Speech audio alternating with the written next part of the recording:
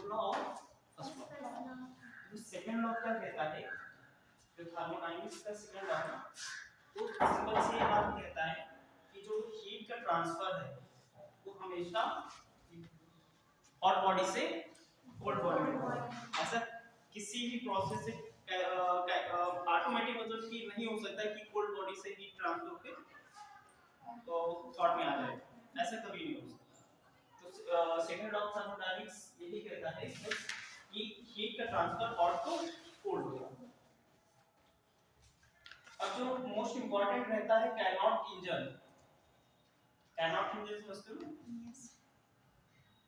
जैसे कुछ सिस्टम होता है ना, एक सिस्टम होता है जिसको हम कुछ एनर्जी देते हैं कि वो वर्कआउट करता है। कोई भी ऐसा सिस्टम बताओ।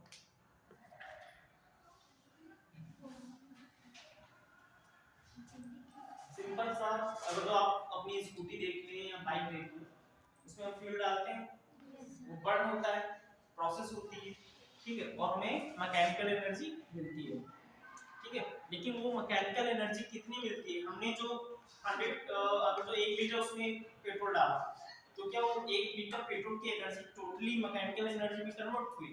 नहीं हुई ना। कितनी होती है, कितने परसेंट कन्वर्ट होती है? 10% रह जाता है, मैक्सिमम 20 या 25% जो एफिशिएंसी होती है वो 20 to 25, ठीक है। अगर जो 1 लीटर पेट्रोल से 100 यूनिट हमें मिल रही है हीट एनर्जी मींस, तो उसका 20% ही मैकेनिकल एनर्जी मींस उस फ्यूल्स को प्रोडक्ट करंट में जा रहा है, बाकी सब वेस्ट। और वो वेस्ट किस फॉर्म में जा रहा है? हाँ, कभी बाइक जब चल के उसके इंजन को छुए हो, हीट, तो उसकी जो बाकी एनर्जी 80% वो किसमें वेस्ट हो रही है? हीट में। जैसे इलेक्ट्रॉनिक्स सेक्शन में आप इलेक्ट्रिक सेक्शन में पढ़ा होगा ट्रांसफार्मर के बारे में, उसमें ऑयल क्यों फिल करते हैं? जो ट्रांसफार्मर होता है उसमें ऑयल क्यों फिल करते हैं? जैसे बाइक में हम मोबिल डालते हैं इंजन ऑयल, वैसे जो ट्रांसफार्मर बनाया जाता है तो उसमें भी ऑयल डालते हैं, क्योंकि जो इंडक्शन उसमें होता है, इंडक्शन की प्रेरणा की वजह से ही तो उसमें ट्रांसफर होती है ना, इसलिए एसी उसमें करंट की यूज होती है। तो उसमें भी क्या होता है, लॉस होता है, हीट के फॉर्म में काफी ज्यादा लॉस होता है। उसको उस हीट को एब्जॉर्ब करने के लिए उसमें ऑयल फिल किया जाता है। बाइक में भी वो जो मोबिल डाला जाता है उसको ठंडा रखने के लिए किया जाता है, जो लिथियम के लिए भी तो होता है और हीट को एब्जॉर्ब करने के लिए। तो एफिशिएंसी क्या है, जैसे अब इलेक्ट्रिक बाइक्स आने लगी हैं तो इनकी एफिशिएंसी 90 to 95% रहती है कि जितनी आपकी इलेक्ट्रिसिटी उसमें स्टोर हुई बैटरी में, उसका 90 to 95% यूज होती है, ठीक है। 5% कहीं मोटर को हीट, क्योंकि मोटर भी हीट हो जाता है, जैसे फाइन है, चलते चलते ये भी हीट करता है, थोड़ी सी इसमें हीट जाती है लेकिन उतनी नहीं जाती। तो एफिशिएंसी, कोई भी सिस्टम होगा जो एक वर्कआउट करता है उसको हम हीट या एनर्जी देते हैं तो कितना उसे यूटिलाइज करता है, ठीक है।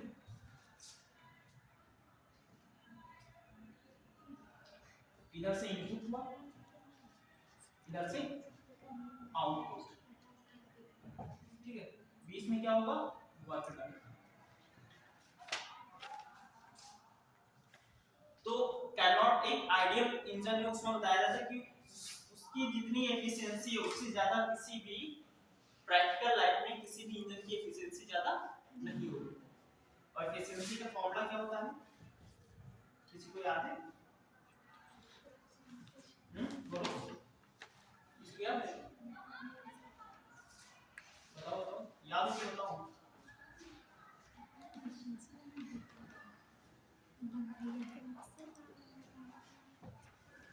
ये फॉर्मूला तुम देखना है, ये देखा नहीं? देखा देखा सर। इसमें क्या होता है, ये एक सिस्टम है, ये क्या करता है, इनपुट में एक हीट लेता है Q1, ठीक, यहाँ पे वर्क डन करता है और यहाँ पे हीट बाहर फेंक देता है। जैसे साइलेंसर होता है ना, उससे जो धुआं निकलता है, गर्म होता है ना, हीट उसमें भी होती है, तो ये बाहर चला गया। ये अक्सर इसे सिंक कहते हैं, सिंक, ये सोर्स, सोर्स में क्या है क्योंकि यहाँ से हम ले रहे हैं सिंक यहाँ पे जा रहा है तो ये हीट अक्सर हीट ज्यादा होती है हीट कम होती है तो इस हिसाब से इसका टेंपरेचर भी एफिशिएंसी ऑफ इंजन क्या होता है 1 minus Q2 upon Q1 means जो सिंक का टेंपरेचर है या सिंक को दी गई जो हीट है उनका और सोर्स इनका रेशियो -1 से सब्ट्रैक्ट करते हैं ये हमें एफिशिएंसी मिलती है इसको हम थोड़ा सा लिखते हैं Q1 minus Q2 upon Q1 इसको ऐसे लिख सकते हैं ना इस चीज को तो ये चीज होता है वर्क का क्या होता है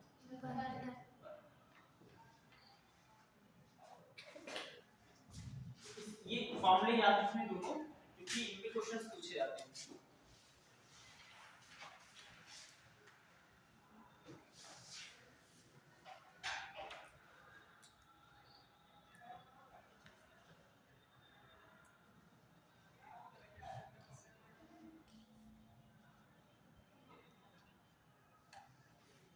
चलो ठीक है जिसको याद होगा फटाफट बताएगा हम आगे बढ़ते चले जाएंगे बॉयल्स लॉ क्या होता है बॉयल्स लॉ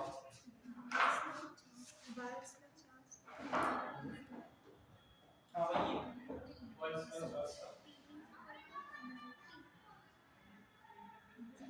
इसमें कोई कंफ्यूजन तो नहीं होता चार्ल्स लॉ में और बॉयल्स लॉ में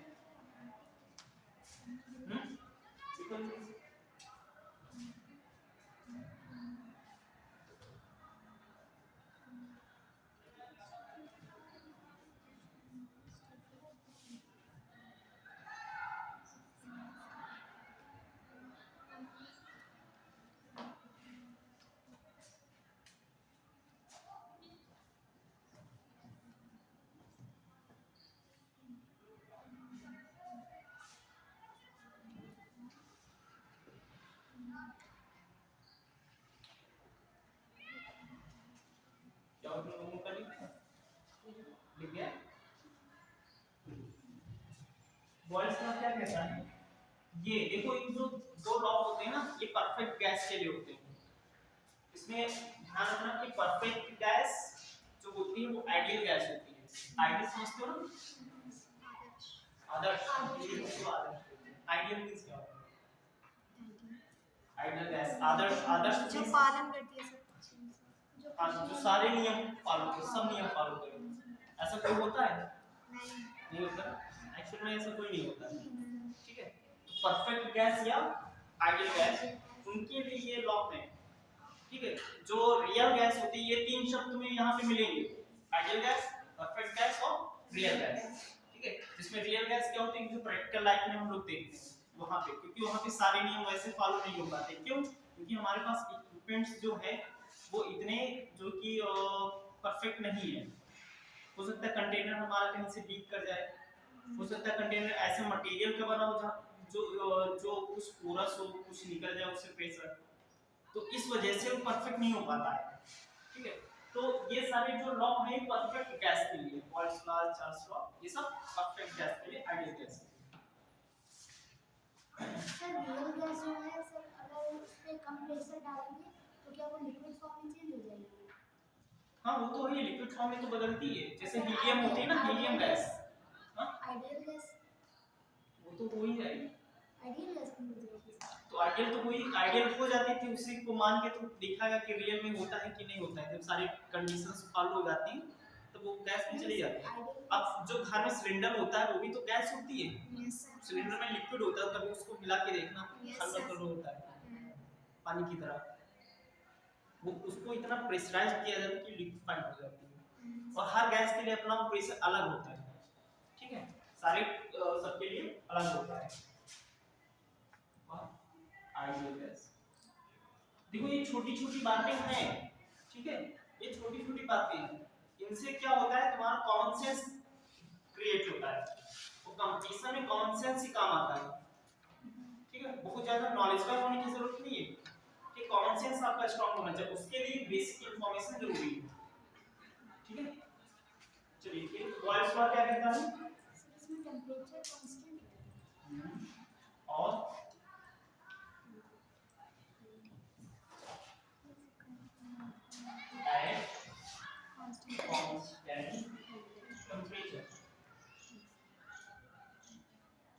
पीछे से जरा बताओ, कांस्टेंट टेम्परेचर पे कौन सा प्रोसेस होता है? कोई प्रोसेस अगर हो रहा हो जिसमें टेम्परेचर कांस्टेंट रहता हो, उस प्रोसेस को क्या कहेंगे? जल्दी से बताओ।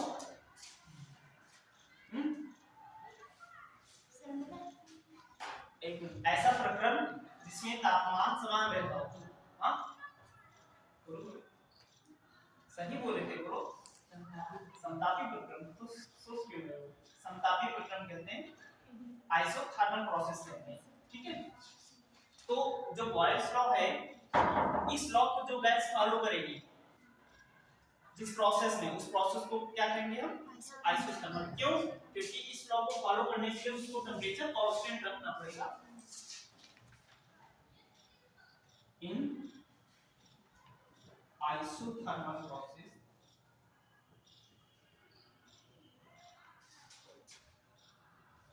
सर इसे एडियाबैटिक नहीं कर सकते? एडियाबैटिक नहीं। हाँ, उसमें तो हीट का मतलब कि उसमें टेम्परेचर चेंज होता है, उसमें टेम्परेचर चेंज होता है, उसमें हीट का जो होता है वो आदान प्रदान नहीं होता है। क्यों कांस्टेंट? क्यों जीरो होता है? In isothermal process gas follow Boyle's law. Isothermal process में गैस कैसे फॉलो करेगी? अब जैसे क्वेश्चन में कभी-कभी दिया गया होगा कि एक बार P1 है और उसी से रिलेटेड V1 है। ठीक है, P1 V1 है और आपको P2 दिया गया है, V2 में निकालना है, तो उसके लिए हम यही यूज कर लेंगे। इसको हम और थोड़ा सा लिखें तो यहाँ पे कांस्टेंट आता है। ये क्या होता है? कांस्टेंट। ठीक है, तो इसको हम क्या लिख सकते हैं? PV कांस्टेंट ऐसे लिख सकते हैं ना? Yes sir. तो अगर हमारे पास चार ये दे दिए जाए तो हम ऐसे लिख सकते हैं, क्योंकि अगर जो किसी एक बार के लिए P1 V1 होगा, दूसरे P1 P2 V2 के लिए भी ये कांस्टेंट वैसा ही रहेगा, तो लिख सकते हैं P1 V1 equal to P2 V2। अब इसमें यहाँ पे देखो चार वेरिएबल है, चार वैल्यूज है, इसमें से कोई तीन अगर दी गई है तो चौथे हम निकाल सकते हैं। ठीक है, और सिंपल सा फॉर्मूला होगा, जैसे कि यहाँ पे सपोज दैट P2 में नहीं पता है, बाकी सब पता है, तो P2 को यहाँ रखो, इसको इधर ट्रांसफर कर दो, बस। एक चीज ध्यान रखना, सारी यूनिट्स एसआई में होनी चाहिए, एसआई यूनिट्स, तब न्यूमेरिकल लगाना होता है।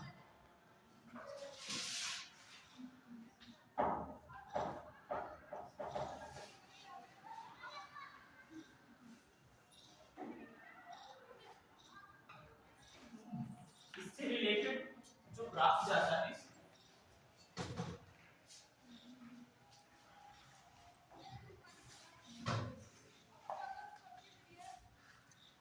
इनवर्सली प्रोपोर्शनल है ना, जैसे जैसे v बढ़ेगा v घटेगा। अब जरा सोचो, v बढ़ने का मतलब क्या होगा? कोई चीज बॉक्स अगर इतना छोटा सा है वो बढ़ेगा, ठीक है, तो प्रेशर क्या होगा?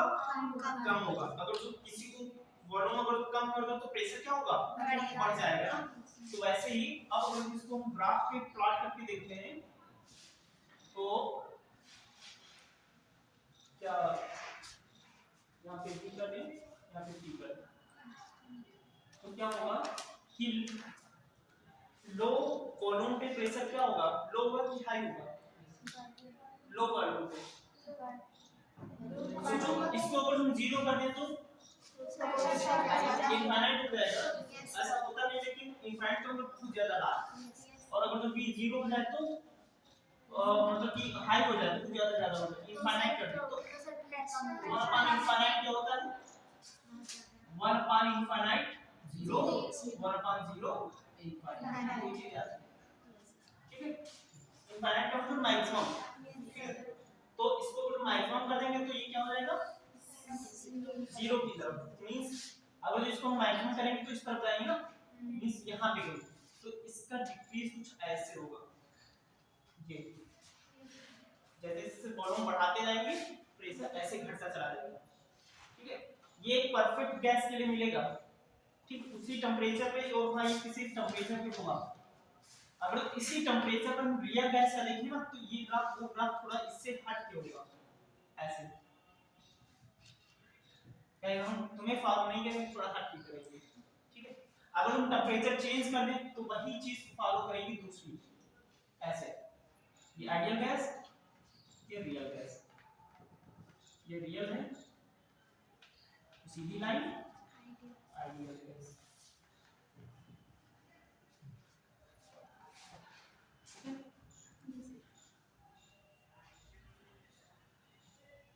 तो ये हो जाएगा तुम्हारा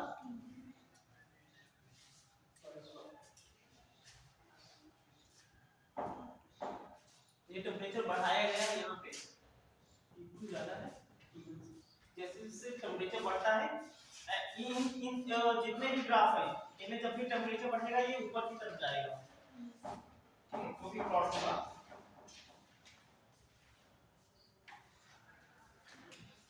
इसमें क्या होता है, सर ये वाला ग्राफ आया था नेक्स्ट ईयर। लास्ट ईयर में आया था ग्राफ आते हैं, तो इसमें थोड़ा सा ये रहेगा, ये देखो यहाँ पे दूर था, रियल और आइडियल में थोड़ा सा सेपरेशन था, यहाँ पे सेपरेशन कम हुआ। दैट मींस कि टेम्परेचर जब हम बढ़ा रहे हैं तो क्या हो रहा है, जो रियल है हमारी वो आइडियल गैस की तरफ बिहेव कर रही है, ठीक है। दैट मींस कि हाई टेम्परेचर पे जो रियल गैस है वो आइडियल गैस की तरफ बिहेव करेगी, और साथ ही साथ जब लो टेम्परेचर जब होता है तब ये सारे काम होते हैं। तो क्या लिख सकते हैं, eight high temperature and low pressure,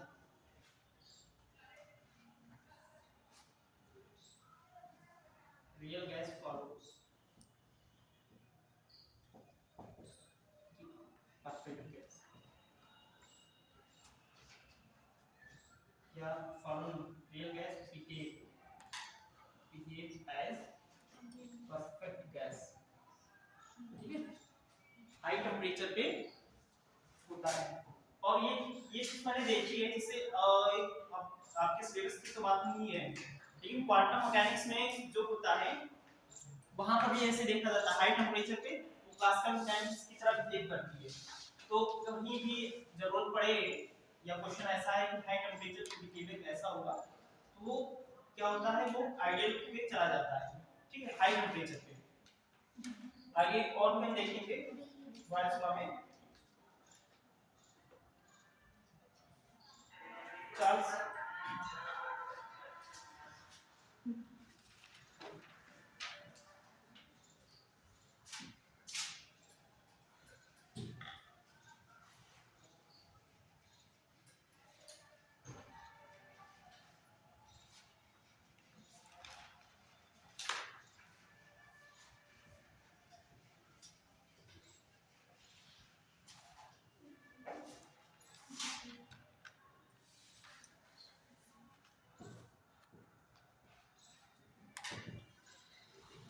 ये भी किसके लिए है, परफेक्ट गैस के लिए।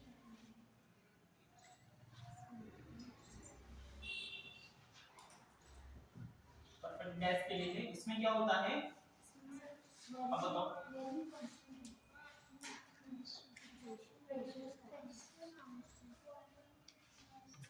हमारे पास कितने वेरिएबल होते हैं टोटल थर्मोडायनामिक्स में,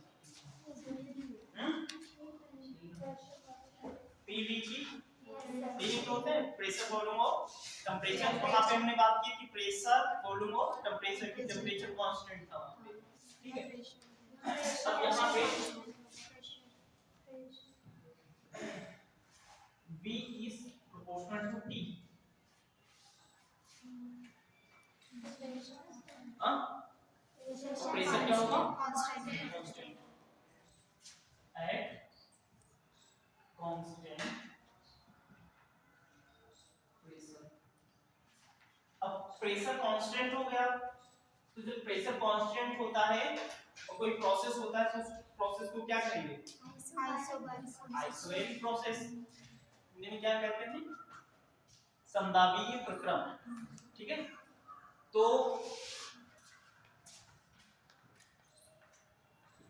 आइसोबैरिक प्रोसेस, इन आइसोबैरिक प्रोसेस गैस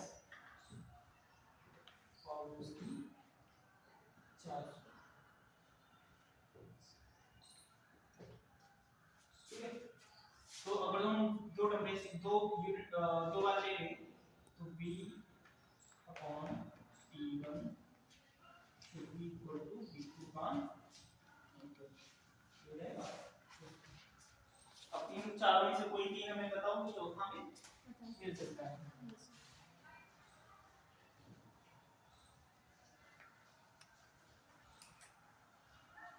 यहाँ पे जो T होता है T वो केल्विन में होगा, ठीक है? टेम्परेचर किसमें होगा?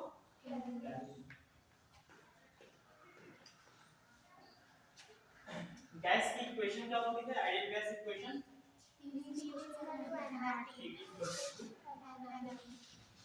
nRT। n क्या है? R ये था क्या किसका? कांस्टेंट हो गैस कांस्टेंट के नाम से जानते हैं, ठीक है? तो यहाँ पर भी हम देख सकते हैं कि P B is proportional to किसके? ठीक है, H कांस्टेंट P, क्योंकि ये इक्वेशन किसकी है? Ideal gas. उस जो रियल गैस होती है उसके लिए कौन सा फॉर्मूला होता है? याद करके रखो, भी आगे आएगा। तो अब इसके लिए अगर हम ग्राफ प्लॉट करें तो कैसे जाना चाहिए? टेम्परेचर बढ़ाएंगे तो वॉल्यूम भी बढ़ेगा।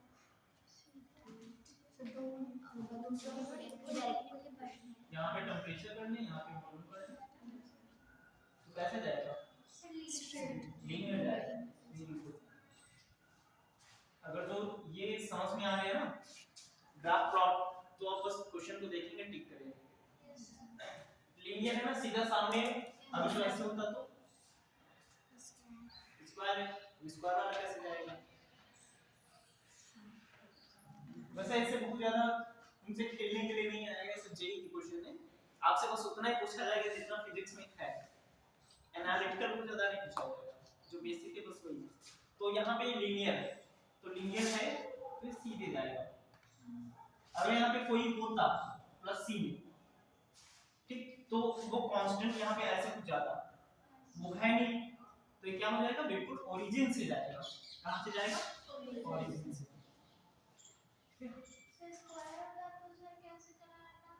स्क्वायर होगा तो ऐसे जाता। सर अगर ये माइनस में अगर कोई वैल्यू हो तो माइनस में जाएगी, माइनस में जाएगी, इधर क्योंकि y ये y एक्सिस है ना, इसका नेगेटिव ऐसे और इसका नेगेटिव ऐसे। इसकी नेगेटिव अगर जो हमें t की नेगेटिव वैल्यूज है तो इधर पुट होंगी ना, तो उसी हिसाब से y अगर जो यहाँ पे अगर जो स्क्वायर होता तो पॉजिटिव के लिए ऐसे जाता, नेगेटिव के लिए ऐसे, y इक्वल पॉजिटिव रहती। अगर स्क्वायर नहीं है तो पॉजिटिव वैल्यूज के लिए ऐसे जाएगा, नेगेटिव वैल्यूज के लिए ऐसे जाएगा, क्योंकि हमें नेगेटिव y इधर मिलेगा, वो ऐसे जाएगा।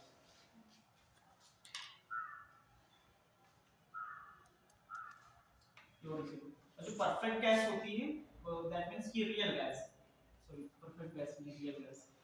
तो रियल गैस क्या होती है? वो ओरिजिन से पास नहीं होती है, वो थोड़ा सा दूर जाती है, लेकिन हाई टेम्परेचर पे इसके पास आ जाती है, ठीक है?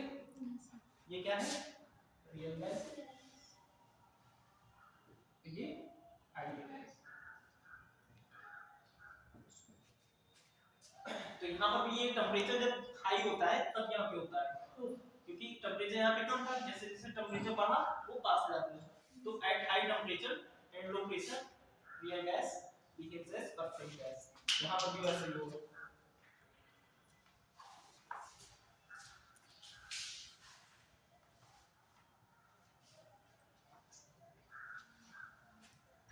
अब जरा देखो इसका ग्राफ और जो स्लोप होता है, स्लोप देखते हैं।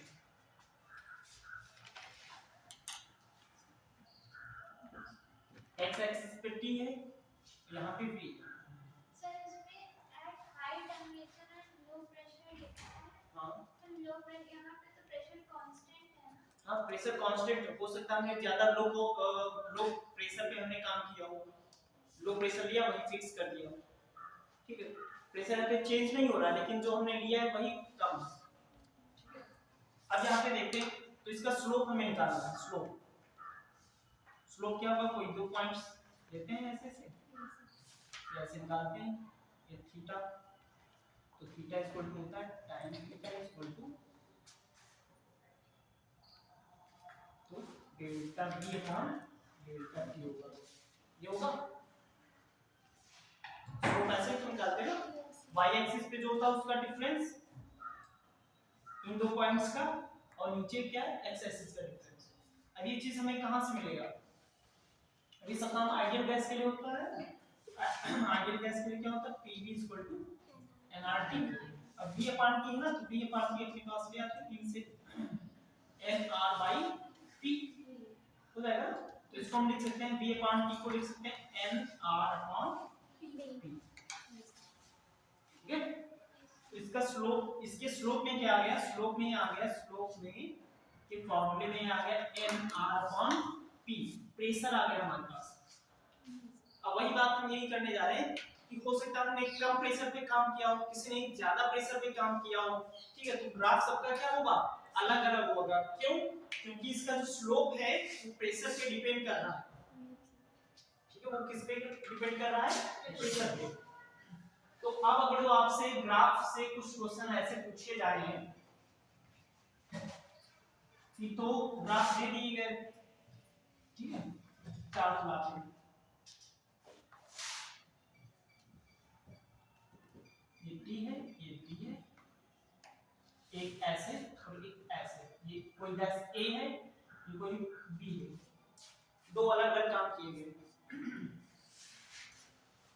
तो पूछा जा रहा है कि यहाँ पे जो प्रेशर होगा वो PA होगा, यहाँ पे PD होगा, तो ये पूछ रहे हैं कि PA ज्यादा होगा कि PB ज्यादा होगा, PA छोटा होगा कि PB, या दोनों बराबर होंगे, इन तीनों में से आप क्या सिलेक्ट करेंगे, हाँ PA ग्रेटर देन PB, ये वाला, और इसको कौन, कोई नहीं, PA ज्यादा होगा, कैसे,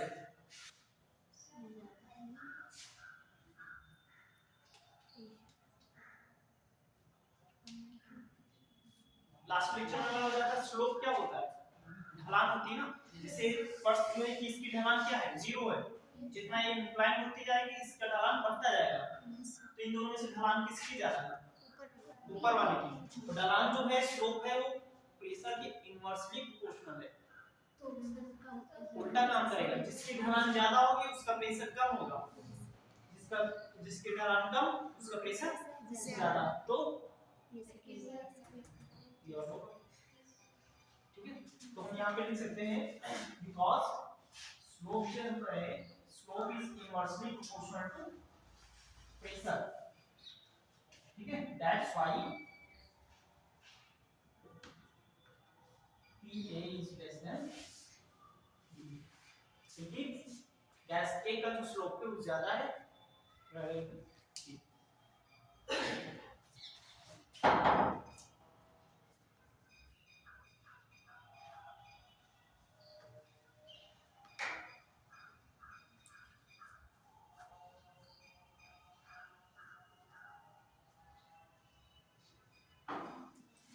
अब Avogadro's hypothesis,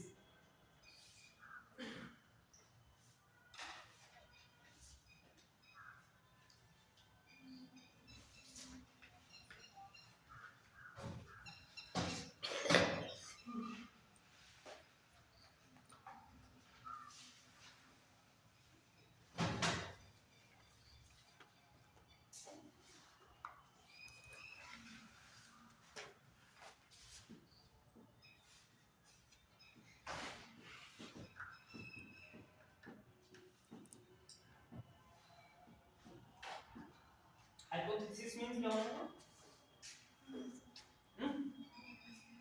अनुमान अपना, अनुमान, hypothesis, ये रियल नहीं होता, hypothesis होता है, अनुमान होता है किसी का, अब हाँ वो AB NP जो नंबर पढ़े हो कि नहीं, NP Na equal to 6.02 into 10 power 23 per mole। ये वही अवगाद्रो। हाँ सही है। अवगाद्रोस और हाइपोथेसिस।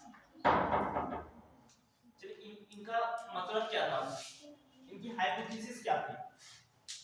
इन्होंने कहा कि आप दो तीन गैस ले लीजिए, ठीक है, सेम अमाउंट में, सेम प्रेशर पे, सेम टेम्परेचर पे, तो इनके जो नंबर ऑफ जो मॉलिक्यूल्स हैं वो इक्वल हो जाएंगे। Na तो वो अपना फिक्स होता है, एक मोल में कितने मॉलिक्यूल्स होते हैं, ठीक है। तो कि अगर कांस्टेंट और प्रेशर सेम रखा जाए, टेम्परेचर और प्रेशर कांस्टेंट रखा जाए, तो इक्वल वॉल्यूम की अगर हम गैस लेते हैं, कंटेनर हमने बराबर ले लिया, उसमें डिफरेंट डिफरेंट गैसेस ले ली, तो उसमें नंबर ऑफ मॉलिक्यूल्स होते हैं सेम हो जाते हैं, ठीक है। तो ये उनकी हाइपोथेसिस थी। और इस पे क्वेश्चन ये क्योंकि सिलेबस में है तो बता दे, बाकी क्वेश्चन तो अगर तो भीतर नहीं आए आगे आ सकते हैं, ठीक है।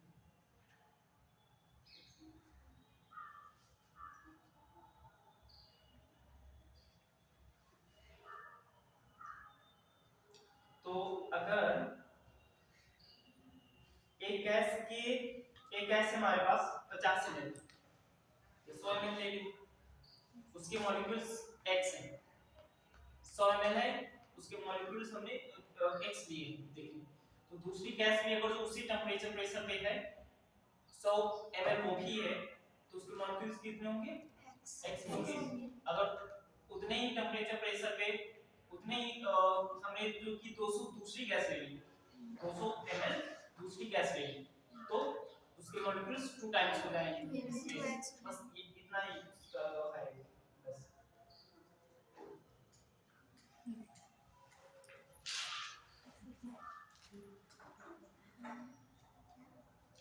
Density of gas,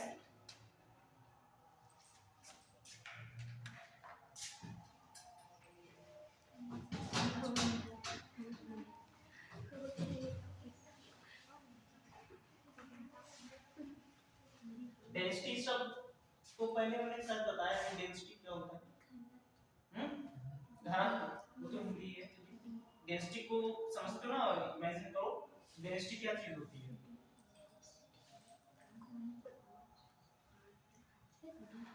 density pressure देते हैं तो उसकी डेंसिटी बढ़ जाती है, प्रेशर देते हैं तो डेंसिटी बढ़ जाती है, आयतन अगर जो घटता है तो डेंसिटी बढ़ जाती है, ठीक है। जैसे कि इस फ्लोर पे अभी 10 लोग खड़े हैं, कि बढ़ा के 20 लोग कर दिए जाएं, तो डेंसिटी क्या होगी, बढ़ जाएगी, बढ़ जाएगी। डेंसिटी क्या होती है कि पर यूनिट एरिया में जो कंटेंट है वो बढ़ गए तो डेंसिटी बढ़ जाएगी। जिससे पब्लिक डेंसिटी क्या हो रही है, बढ़ रही है ना, कि एरिया उतना ही है, लोग बढ़ रहे हैं, तो पब्लिक डेंसिटी बढ़ रही है। तो ऐसे गैस में जब मॉलिक्यूल्स हैं, गैस में मॉलिक्यूल्स है ना, तो उनकी भी तो डेंसिटी होगी, कुछ गैस होते हैं जिसमें जो कि कंबाइंड, जैसे H2O हुआ, H2 हुआ, O2 हुआ, कोई गैस ऐसी भी जो फ्री फॉर्म में हो,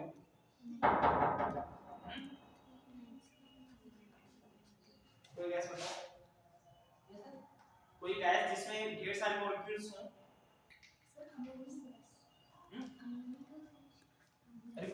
जैसे कि H2 हुआ, देखो कहते हैं हाइड्रोजन, लेकिन हाइड्रोजन कभी अकेला नहीं पाया जाता, H2 पाया जाता है ना।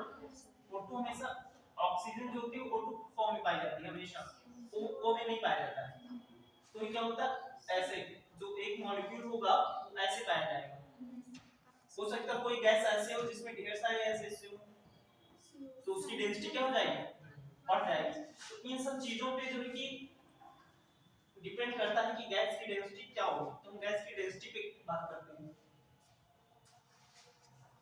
Density of gas.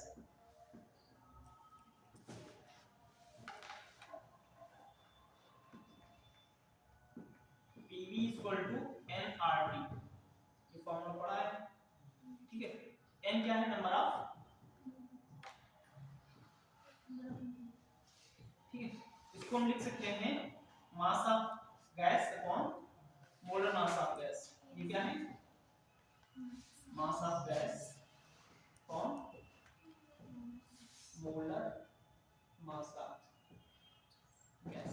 ठीक, इसको यहाँ पे रखते हैं तो पीवी इक्वल टू क्या हो जाएगा? m by m R T. और डेंसिटी क्या होती है? डेंसिटी क्या होती है?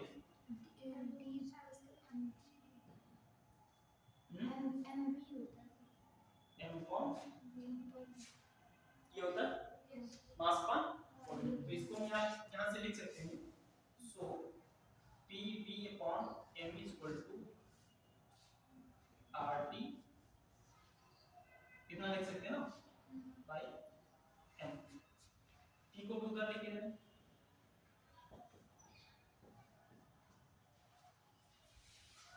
pm, इसको रिवर्स करें,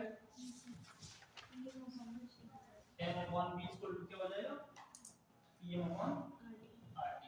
ठीक है, डेंसिटी। तो हमारी जो डेंसिटी आई वो क्या हो जाएगी? pm upon RT। ये क्या है? डेंसिटी ऑफ गैस, जिसके लिए p क्या है? प्रेशर है। m क्या है? Molar mass of gas. r क्या है? Gas constant. t क्या है? टेम्परेचर। ठीक है, अब जो m होता है, अब हम यहाँ पे कैपिटल M जो मोलर मास है, मोलर मास का मतलब क्या हुआ? मोलर मास क्या हुआ? मासा 1 मोल होगा, मासा 1 मोल।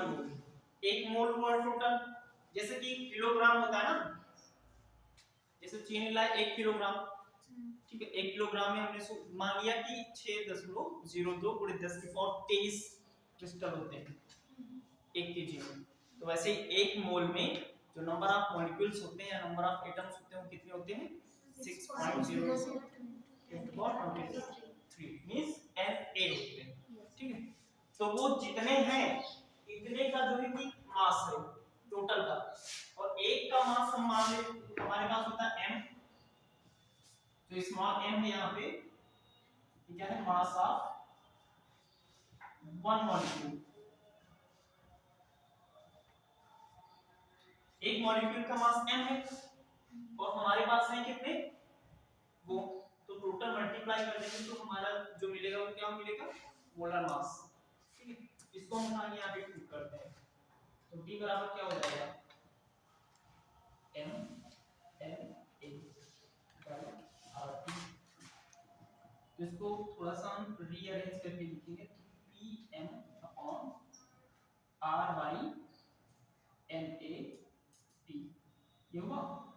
r बाई na जो होता है, इसको ध्यान रखना हमेशा, r बाई na जो होता है वो क्या होता है? Boltzmann constant.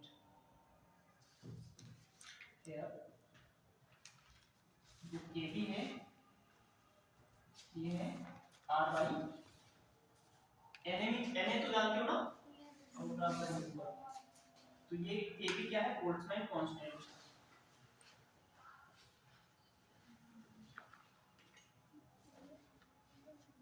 ठीक है, ये ध्यान रखना कि गैस कांस्टेंट को हम जब दो नंबर से डिवाइड करते हैं तो हमें क्या मिलता है?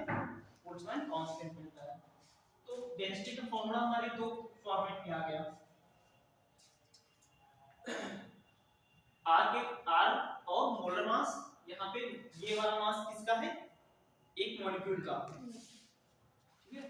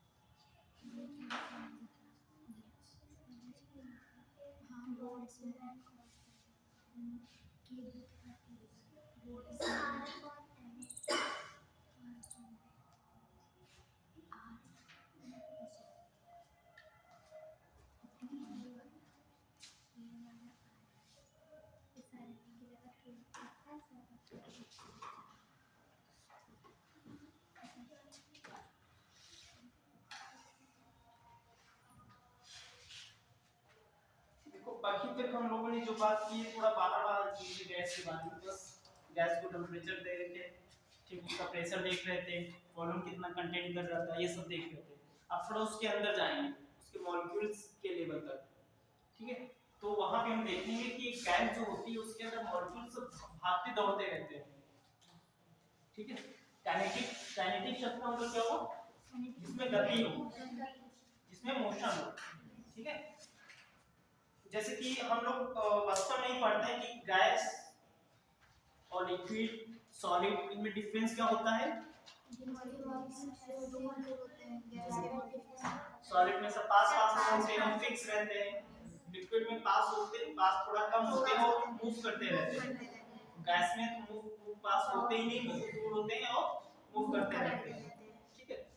तो अब क्योंकि उसमें कोई फिक्स है नहीं, सब दौड़ रहे हैं, सब तो चल रहे हैं, तो उसके अंदर का जो भी हम स्टडी करेंगे वो काइनेटिक की स्टडी करेंगे, इसलिए उसका नाम काइनेटिक थ्योरी ऑफ गैस है।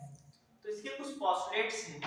पोस्टुलेट्स का मतलब कि देखो किसी ने अंदर जाके तो देखा नहीं है, ठीक है, ये एक अनुमान ही है, ठीक है। तो कुछ पोस्टुलेट्स होते हैं कि हाँ ऐसा ऐसा होगा, हमने ऐसा ऐसे मान लिया। जैसे कि देखा होगा कि गैस सिलेंडर फट जाता है, क्यों फटा, उसके मॉलिक्यूल्स गैस के मॉलिक्यूल्स ज़्यादा जब हीट होगी मतलब उनको एनर्जी मिल जाती है एक तरीके की, तो वो लास्ट करते इस बलून फट जाता है क्यों, हैं, ज़्यादा एयर फिल हो जाती है, प्रेशर, अंदर ज्यादा प्रेशर। और प्रेशर क्या चीज होती है, गैस के अंदर जो प्रेशर वो क्या चीज है, कैसे आप मानेंगे कि वो प्रेशर है, क्या चीज है प्रेशर। ऐसे तो हवा यहाँ पे आप पे तो कोई प्रेशर वैसा कुछ लगा रही है, आपको पता नहीं है।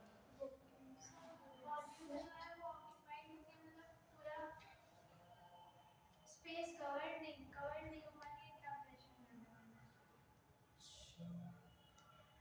सपोज दैट कि इसमें 20-30 लोग भरे हैं, मतलब 20-30 लोग बैठे हैं, बीच में एक शेर आ जाए, खिड़की दरवाजे सारे बंद कर दिए, फिर क्या होगा, हाँ सब लोग की दरवाजे की तरफ भागोगे ना, इसे तोड़ोगे, प्रेशर उस पे बनाओगे ना। तो गैस के मॉलिक्यूल जो होते हैं कंटेनर में वॉल से टकराते हैं, कोलिजन होता है, वही कोलिजन ही प्रेशर होता है। ये पोस्टुलेट्स इसमें लिया गया काइनेटिक थ्योरी ऑफ गैस में, इसमें यही माना गया कि प्रेशर क्या है कि उसके मॉलिक्यूल जब इंटरेक्ट होते हैं उससे वॉल से, तो वही प्रेशर है, वही चीज यहाँ पे माना। पहले तो हम तो उसको प्रेशर दे रहे थे, लेकिन एक्चुअल में प्रेशर है क्या, इन्होंने ये अनुमान लगाया, collision of gas molecules to the wall of container क्या होता है, प्रेशर होता है, जो उन्होंने माना। और ये चीज और मानी कि जो अंदर कंटेनर उसमें गैस में जो भी है मॉलिक्यूल्स, वो सॉलिड में बहुत ही टिनी है, ठीक, उनका अपना कोई साइज नहीं। जैसे आपकी कॉपी का पेज होता है, वो बहुत ही थिक, उस थिकनेस उसकी बहुत ही कम होती है, हम नेग्लिजिबल बिल्कुल होती है, लेकिन वही पन्ने पन्ने मिल करके पूरी एक मोटी बुक या कॉपी बना लेते हैं। तो जो हम मॉलिक्यूल्स के लेवल पे जाएंगे तो हम कहेंगे कि उनका जो साइज वो नेग्लिजिबल है, ठीक है। तो ये चीज इसमें मानी गई थी। और ये भी माना गया कि उनके आपस बीच में इंटरेक्शन नहीं हो रहा, जो आपस में इंटरेक्ट नहीं कर रहे, दूर दूर दौड़ रहे, ठीक। और ये एक चीज माना गया कि ये रैंडमली मूव कर रहे हैं, कोई इधर जा रहा है, कोई इधर जा रहा है, कोई इधर, कोई इधर, कोई फिक्स मोशन नहीं है, रैंडम मोशन करते हैं, ठीक है, रैंडम मोशन करते हैं। और जब चलते हैं तो सीधी रेखा में चलते हैं, ठीक है। रैंडम मोशन तो होता है, उनका कोई फिक्स मोशन नहीं होता कि इधर वो घूम जाए, लेकिन जिधर घूमेंगे वो नाक की सीध में चलेंगे, जब तक सामने किसी से टकराएंगे नहीं तब तक वो सीधे में चलते रहेंगे, ठीक है। और फिर जब जिससे टकराए कोलिजन हुआ, कोलिजन होने के बाद उनकी डायरेक्शन चेंज हुई, तो डायरेक्शन फिर से चेंज हुई तो फिर से हो जाएंगे। सपोज दैट यहां से मॉलिक्यूल चला, यहां पे ऐसे ढेर सारे हैं, ठीक, ये ऐसे चला, ऐसे जा रहा था, इससे टकरा गया, ये यहाँ पे था नहीं, हो सकता है यहाँ पे आ जाए, इससे टकरा गया तो ऐसे मुड़ गया, ऐसे जाएगा ऐसे जाएगा, यहाँ पे जो है इससे टकराएगा फिर ऐसे जाएगा, यहाँ पे कोई था टकरा गया फिर ऐसे चला गया, ठीक है। तो इसकी distance d1 d2 d3 d4 हमने ऐसे मान ली, ठीक है। इन सबका क्या ले लिया, एवरेज ले लिया, तो वो उससे जो डिस्टेंस निकलती है उसको मीन फ्री पाथ कहते हैं, ये नाम सुना होगा ना, वो यहीं से आता है। इसमें जब माना गया कि मॉलिक्यूल सीधी रेखा में चलते हैं और रैंडम मोशन करते हैं, उनका कोई फिक्स मोशन नहीं होता है, जितने भी जो मॉलिक्यूल्स होते हैं किसी भी डायरेक्शन में घूमते टहलते रहते हैं, जब तक वो किसी से टकराते नहीं, ये कोलिजन नहीं होता तब तक के वो सीधी रेखा में चलते हैं। और जो टकराते हैं, क्योंकि कोलिजन जो होते हैं दो टाइप के होते हैं, एक इलास्टिक होता है, एक इलास्टिक होता है। जैसे कुछ लोग जो कि जब लड़ते हैं तो सब छोड़ देते हैं, ठीक है, कुछ लोग लड़ते हैं तो गिर जाते हैं, बस खत्म। एक अगर मेटल की बॉल है उसको दीवार पर मारा जाए तो क्या होगा, दीवार टूटेगी ना, प्लास्टर जो लगा हुआ टूट जाएगा। रबड़ की बॉल वापस आएगी, तो जब रबड़ की बॉल मारते हैं टकराती है वो, तो क्या कौन सा कोलिजन होता है, इलास्टिक।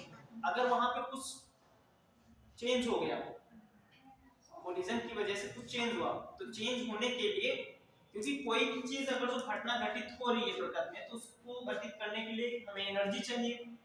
एनर्जी किसी और से नहीं, जो गतिक होता है, जो मोशन में होता है, उसके पास काइनेटिक एनर्जी होती है, उसी से मिलता है, ठीक है। जैसे दो कंचे होते हैं जो हम कह सकते हैं कांच की गोलियां टकराई फूट गई, तो फोड़ने के लिए उन्हें जो एनर्जी चाहिए थी वो उनकी काइनेटिक एनर्जी से मिला, ठीक है। और जो इलास्टिक कोलिजन होता है उसमें ऐसा कुछ नहीं होता है। इलास्टिक कोलिजन में एक का काइनेटिक एनर्जी दूसरे की काइनेटिक एनर्जी में चली जाती है, ज्यादा का कम में, ठीक है। कोई भी ऐसा चेंज नहीं आता कि हाँ लाइट निकल गई, जैसे पत्थर मारते हैं ना तो लाइट स्पार्क होता है, आवाज होती है, साउंड भी एक एनर्जी होती है, ठीक है। तो उसमें उस कोलिजन में क्या होता है कि साउंड में कुछ हीट निकल जाती है, कुछ एनर्जी निकल जाती है, कुछ साउंड में निकल जाती है, कुछ हीट में निकल जाती है। तो इलास्टिक में क्या होता है, एक दूसरे से कुछ ट्रांसफर कर देते हैं लेकिन बीच में कोई और लॉस नहीं होता है। इस थ्योरी में ये भी माना गया कि जब कोलिजन होगा तो इलास्टिक होगा, सर फोड़ने वाला नहीं होगा, एक मॉलिक्यूल जाके दूसरे का सर फोड़ देगा, ठीक है। यहाँ पे क्या होगा, इलास्टिक कोलिजन होगा, एक अपनी एनर्जी दूसरे को ट्रांसफर करेगा, देना लेना होगा, लेकिन तोड़ना फोड़ना नहीं होगा। इलास्टिक कोलिजन होगा, इलास्टिक नहीं होगा। तो ये कुछ इसके जो कि वो कहें क्या बोलते हैं, पोस्टुलेट्स अनुमान का।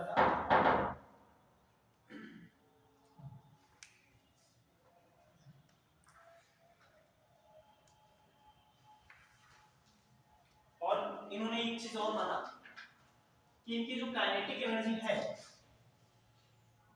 काइनेटिक एनर्जी जो है प्रोपोर्शनल टू है टेंपरेचर के, ठीक है।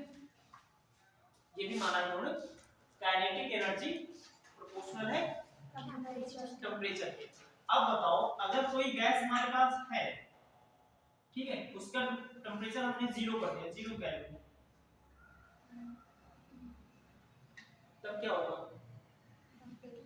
ये तो वही बात हो गई कि ऑक्सीजन ही खत्म कर दिए, सब पड़े हैं, कोई दौड़ ही नहीं रहा, क्यों, क्योंकि ये 0 हो जाने पे काइनेटिक एनर्जी 0 हो जाएगी, तो जो जहां है वहीं भी पड़ा रहेगा, ठीक है। और जितना ज्यादा टेंपरेचर बढ़ाएंगे अभी एक्सपेरिमेंट ये वाला किए हो कि जो केतली होती है ना, केतली तो होती है, ठीक है, अभी टाइम के आधार लोग भर के रख देते हैं, थोड़ी देर बाद चाय पीते हैं, तो अगर थोड़ी चाय नीचे बची हो उसको थोड़ा अच्छे से टाइट कर दो, उसको तेजी से हिला दो, तो वो तेजी से अंदर उसके अंदर प्रेशर बनता है, क्यों,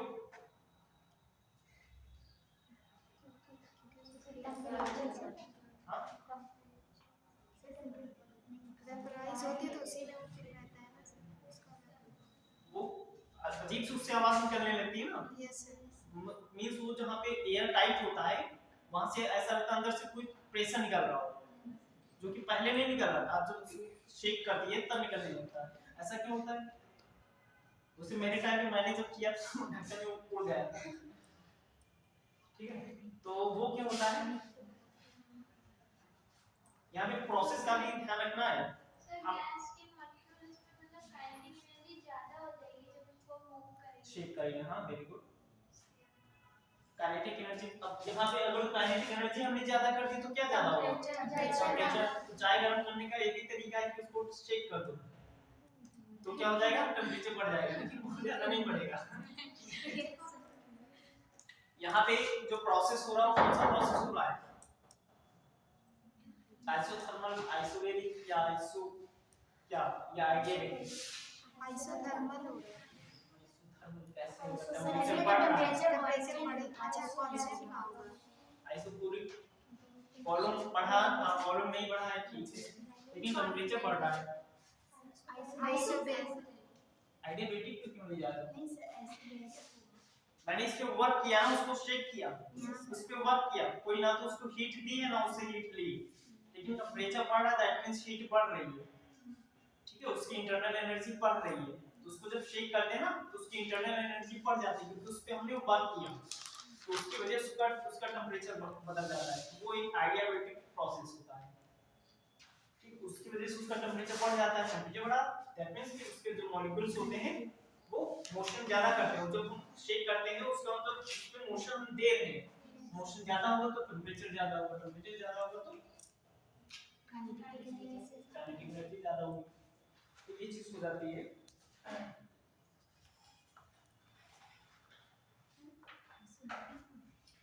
अब इसी में आती है काइनेटिक गैस इक्वेशन।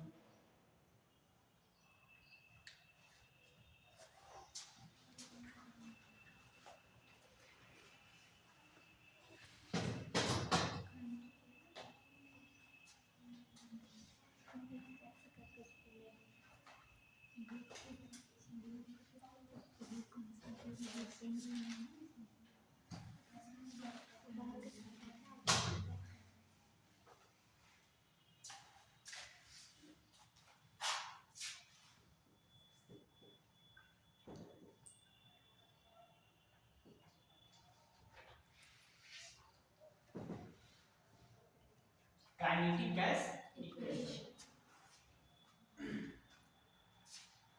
तो फॉर्मूला लिख देते हैं, P is equal to 1 by 3 और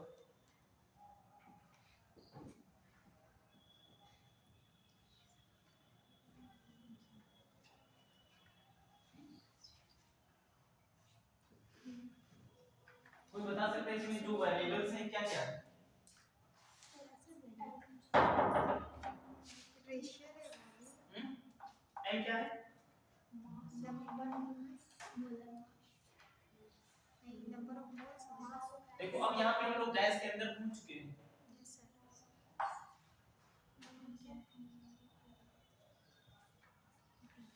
देखो थोड़ा सा अंदाजा आपको ये कॉमन सेंस ये क्रिएट करना पड़ेगा कि क्वेश्चन कहाँ से है, उसमें जो वेरिएबल है उनका मीनिंग क्या होगा। ठीक है, तो स्मॉल एम या तो हम पहले देख रहे थे कि वो गैस का मास होता था, यहाँ पे हम चूंकि मॉलिक्यूल लेवल पे आ गए तो स्मॉल एम एक मॉलिक्यूल का मास, एम क्या हो सकता है, नंबर ऑफ मॉलिक्यूल्स, वी क्या होगा वॉल्यूम होगा, ई प्रेशर, वी आरएमएस, आरएमएस कहीं पर भी होगा तो वो रूट मीन स्क्वायर होता है। ठीक है, और चूंकि स्मॉल v है ना, देखो वेलोसिटी कहीं पर भी होगी, ये ध्यान रखना, पूरी फिजिक्स में कहीं भी स्मॉल v डिनोट करना होगा या डिनोट किया गया होगा वो वेलोसिटी को इंडिकेट करेगा, और कैपिटल V प्रेशर को, सॉरी वॉल्यूम को। ठीक है, तो v ये स्मॉल v क्या कर रहा है, वेलोसिटी, वो भी रूट मीन स्क्वायर। ठीक है, रूट मीन स्क्वायर क्या होता है, क्योंकि यहाँ पे ये यहाँ से टकरा के यहाँ पे आया, अपनी एनर्जी कुछ इसको दे देगा, इसकी वेलोसिटी कुछ कम हो जाएगी ना, फिर टकराएगा फिर कम हो जाएगी, हो सकता है कोई इससे आके टकरा जाए, इसको एनर्जी दे दे तो इसकी वेलोसिटी बढ़ जाएगी, इसलिए वेलोसिटी अलग अलग होगी ना, हमें कोई एक मीन निकालना होगा, इसलिए और इसकी वेलोसिटी कुछ होगी, इसकी कुछ होगी, दूसरे की कुछ होगी, तो इसलिए सबकी हमने ऐसे किया, सबका स्क्वायर करके ऐड कर दिया। और डिवाइड n टाइम्स कर दिया, फिर स्क्वायर रूट ले लिया, ये हो जाता है root mean square.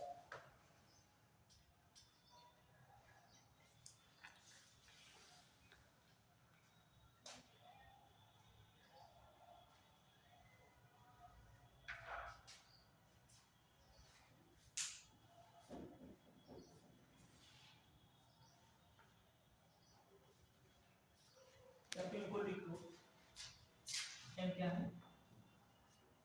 Mass of one number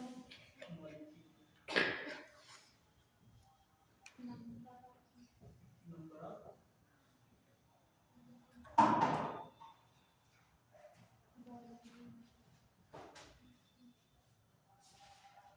sir यहाँ पे वो m/d है तो सर इसे d यहाँ पे नहीं लिख सकते।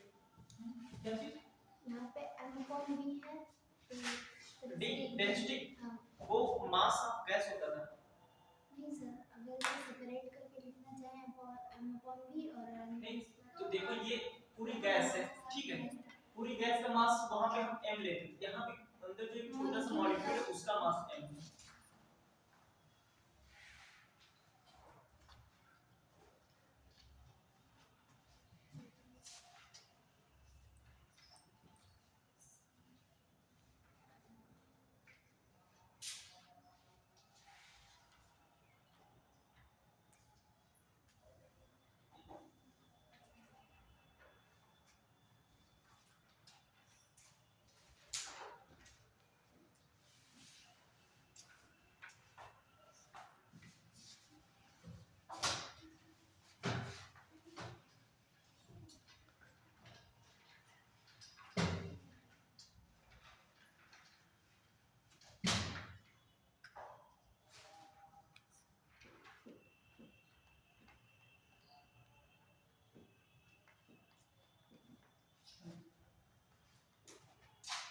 अब जरा बताओ, अगर हमारे पास जो गैस है वो एक मोल ले लिया जाए तो ये फार्मूला उसके लिए लिखा जाए, ठीक है, तो एक मोल में जो नंबर ऑफ मॉलिक्यूल्स होते हैं वो कितने होंगे, Na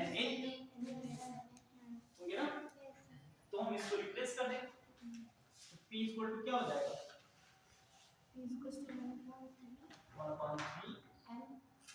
m सर वही मोल होगा ना p square RMS by V। अब जरा देखो m mass of one molecule, this is number of molecules, तो ये टोटल क्या हो जाएगा, molecular mass of one molecule। ये टोटल नंबर ऑफ मॉलिक्यूल्स है किसी एक का। हाँ देखो हमने क्या लिया, ये पूरा जो फॉर्मूला है ये किसी एक मोल के लिए हमने ले लिया, तो एक मॉलिक्यूल के लिए चूंकि यहाँ पे ये क्या है, नंबर ऑफ मॉलिक्यूल्स है गैस के, अब यहाँ पे गैस कितनी है, सिर्फ एक मोल है, तो नंबर ऑफ मॉलिक्यूल्स जो होंगे वो अवोगाद्रो नंबर के बराबर होंगे, तो वही मैंने रिप्लेस कर दिया उसको। अब यहाँ पे जो स्मॉल m है वो एक मॉलिक्यूल का मास है, और वो मॉलिक्यूल कितने हैं, Na, एक मोल में कितने मॉलिक्यूल होते हैं, Na क्या होता है 6.02 into power minus plus 23 पर मोल, ये हमारा मॉलिक्यूल्स होते हैं, नंबर ऑफ मॉलिक्यूल्स पर मोल, तो ये क्या हो जाएगा, mass of one mole, molar mass, ये m n a क्या हो जाएगा, कैपिटल M मोलर मास, ठीक है, the mass of one mole.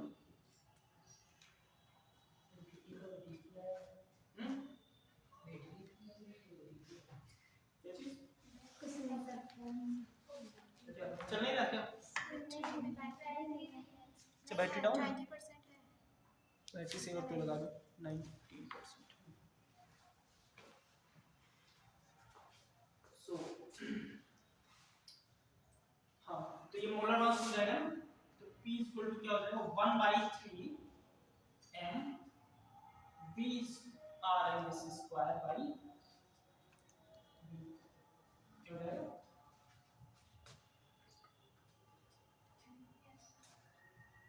जरा देखो यहाँ पे हम कुछ एडजस्ट करने जा रहे हैं। यहाँ पे 2 से गुणा करते हैं, 2 से भाग करते हैं। जादू है मैथमेटिक्स का, ठीक है।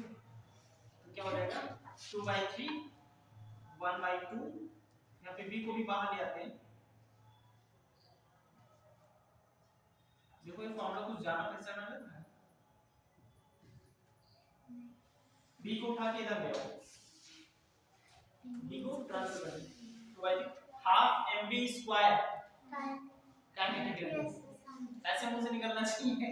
हाफ mv इसका काइनेटिक एनर्जी, सिंपल सा। तो ये क्या हो जाएगा काइनेटिक एनर्जी, ठीक है।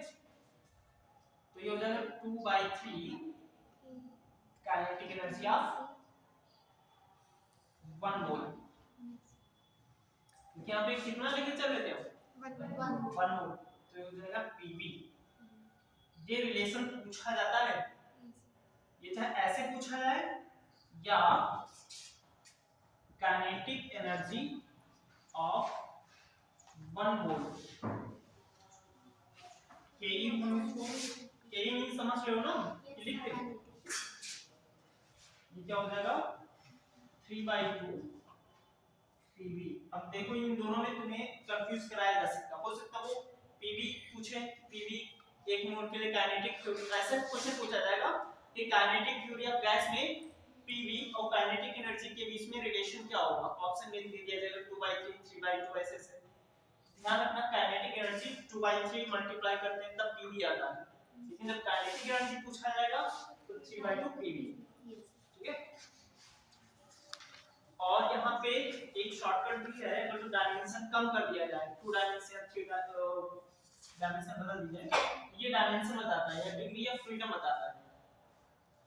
इसको उसकी वजह से जरूरत नहीं है ये 3/2।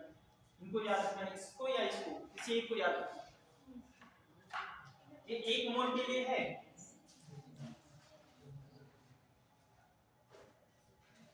अगर इसे में थोड़ा सा और दिमाग लगाओ, ये पीवी है ना, यहाँ पे कुछ और रख सकते हैं, एनआरटी रख सकते हैं ना। चलो रख के देखो इसमें क्या आता है। जितना दिमाग खुरापात कर पाए करो, पेन चलाने में जितना खुरापात करोगे ना, एग्जाम में उतना ही रिलैक्स होके तुम आंसर करोगे, घर पे उतने ही तुम्हारी प्रैक्टिस हो जाएगी। आखिर लोग पूछते ही क्या है कंपटीशन एग्जाम में, पूछते ही क्या है कि तुम्हारा दिमाग कितना जो कि अप्लाई कर सकता है चारों तरफ। सोचो अब यहाँ पे क्या हो जाएगा काइनेटिक एनर्जी इक्वल टू 3/2 इसकी जगह पर हम लिख सकते हैं nRT। सर 1 मोल के लिए तो RT अब यहाँ पे n मोल के लिए 1 मोल के लिए था ना, यहाँ पे लिख सकते हैं फॉर n मोल। ये क्या हो जाएगा 3/2 nRT kinetic energy for n mole. Sir नहीं, आपने 1 मोल माना है ना, तो सर 1 मोल तो n 1 हो जाएगा। हाँ तो 1 n अगर 1 के लिए लेंगे तो यहाँ पे 1 हो जाएगा, n होगा तो नहीं के लिए 3/2 RT। ये किसके लिए 1 मोल के लिए, ठीक। देखो यही चीज बिल्कुल तुमसे पूछी जा सकती है उसमें, और अभी उसमें केटी की फॉर्म में भी पूछी जा सकती है। ये आ गए यहाँ पे ध्यान रखना। अब जरा देखो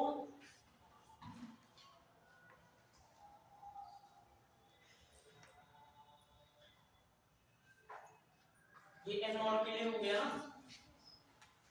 अब इसे अगर बोल्ट्जमैन कांस्टेंट के फॉर्म में देखना हो तो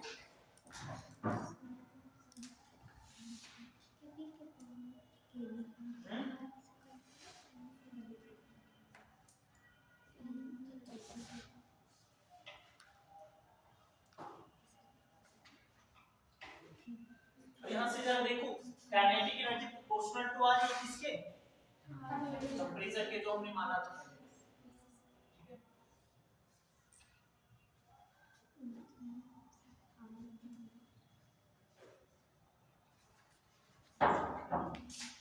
तो ये n मोल के लिए हो गया, यहाँ से निकल गया काइनेटिक एनर्जी पोटेंशियल। तो यहाँ पे n मोल के लिए हो गया, 1 मोल के लिए भी हो गया। अब हम मॉलिक्यूल्स के लिए करते हैं, एक मॉलिक्यूल के लिए।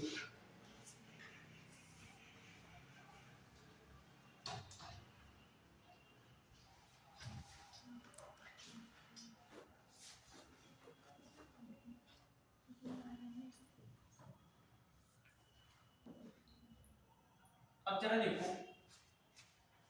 ये किसके लिए है, ये सर एन मोल के लिए, n मोल के लिए। ये किसके लिए है, ये 1 मोल के लिए। 1 मोल के लिए। एक मॉलिक्यूल के लिए हमें निकालना है, तो हमें क्या करना पड़ेगा,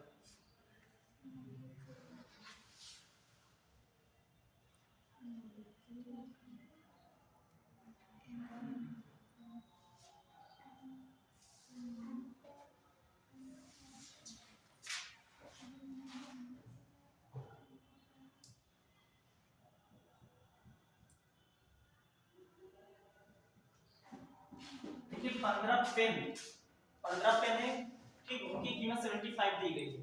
तो किसी एक पेन के निकालने के लिए क्या करेंगे, एक पेन की कीमत क्या होगी, 75 into 15, 75 by डिवाइडेड बाय 15। करेंगे ना। यस तो ये जो दिया गया है ये कितने मॉलिक्यूल्स के लिए दिया गया है, हाँ 1 मोल के लिए तो है। ये मॉलिक्यूल कितने हैं, N molecules Na, Avogadro number के बराबर है ना। तो ये जब Na के बराबर है तो उसमें से किसी एक के लिए हमें कितना होगा, Na बाय ये समझ लीजिए ये Na दिया गया है, Na के लिए 75 दिया गया था, तो इसमें से किसी एक के लिए या हमने किया डिवाइड किया ना, तो ये हमारा Na के लिए दिया गया, कंप्लीट Na के लिए। तो Na पूरा एक नंबर है ढेर सारा, उसमें से किसी एक का निकालना है, तो इसको हम किससे डिवाइड करेंगे, Na से, ठीक है। तो क्या करेंगे, काइनेटिक एनर्जी इक्वल टू हो जाएगा 3/2 RT by Na। ये किसके लिए हो जाएगा,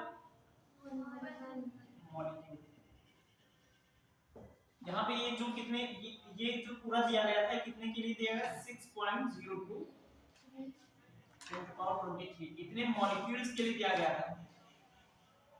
इतने मॉलिक्यूल्स के लिए ये दी गई थी, तो किसी एक के लिए क्या होगा, जब इसको हम इससे डिवाइड करेंगे ना, तो हमने क्या कर दिया, डिवाइड कर दिया। और ये चीज हमें पता है कि RY Na क्या होता है,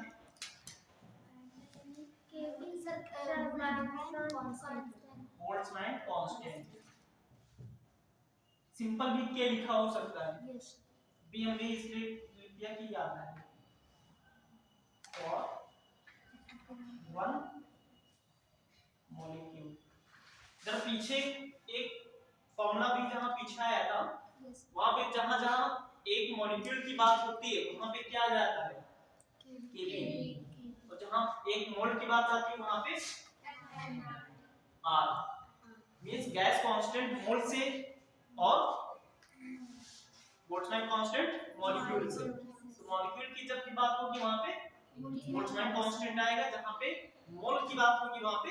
तो यहाँ पे छोटा सा नोट लिख लो कि मोल जो है वो किससे रिलेटेड है, गैस कांस्टेंट, मॉलिक्यूल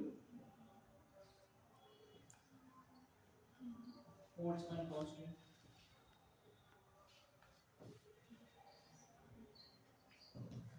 ये लो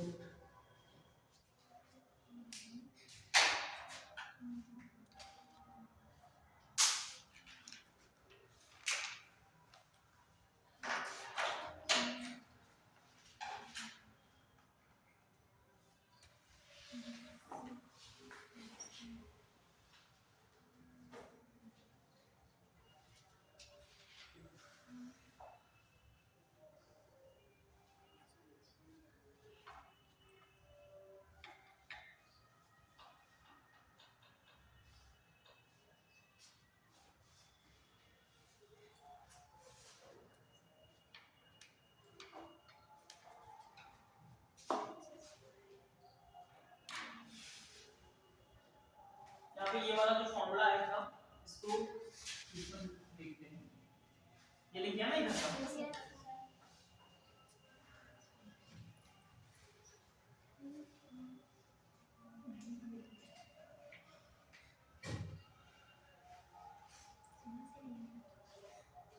ये वाला जो फॉर्मूला लिखा था P equal to 1/3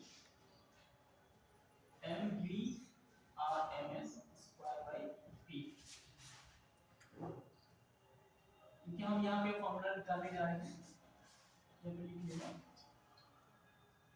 root mean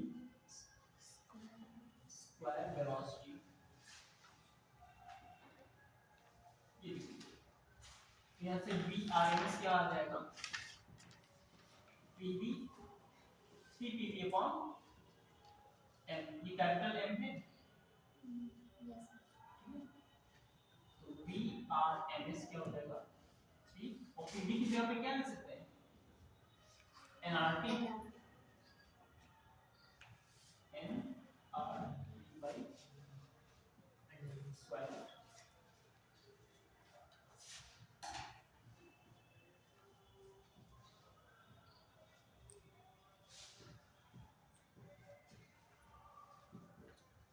ये फॉर्मूला याद रखना कि root mean square of 1 volt gas के लिए 3RT by m होगा, ये किसके लिए फॉर 1 वोल्ट। और Vrms क्या होती है, velocity of molecules in kinetic theory of gas, ठीक है। Root mean square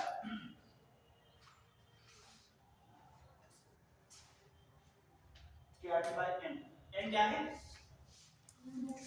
molar mass. अब इसको हम अगर k के फॉर्म में लाना चाहें तो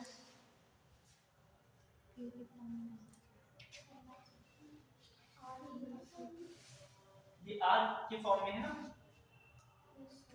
तो सर ये जो नंबर ऑफ मोल्स है यहाँ पे 1 मोल के लिए सर निकाल के ये 1 मोल के लिए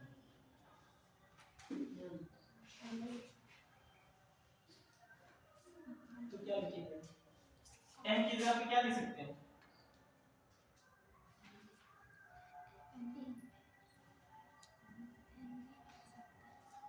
m की जगह पर स्मॉल m n लिख सकते हैं। यस m क्या है, मास ऑफ, यहाँ पे लिख लो साथ में लिखते चलो ताकि डिवाइड हो, मोलर मास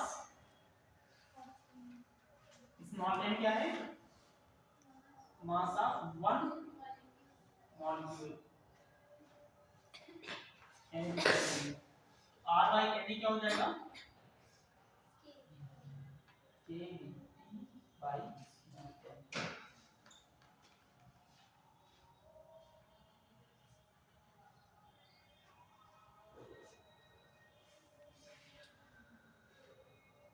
ये बोल्ट्जमैन कांस्टेंट। अब देखो यहाँ पे ये किसका मास है, एक मॉलिक्यूल का है ना, मॉलिक्यूल की जब बात आई तो कांस्टेंट कौन सा आ गया बोल्ट्जमैन। यहाँ पे मोल की बात चली, मोलर मास था, सो गैस कांस्टेंट।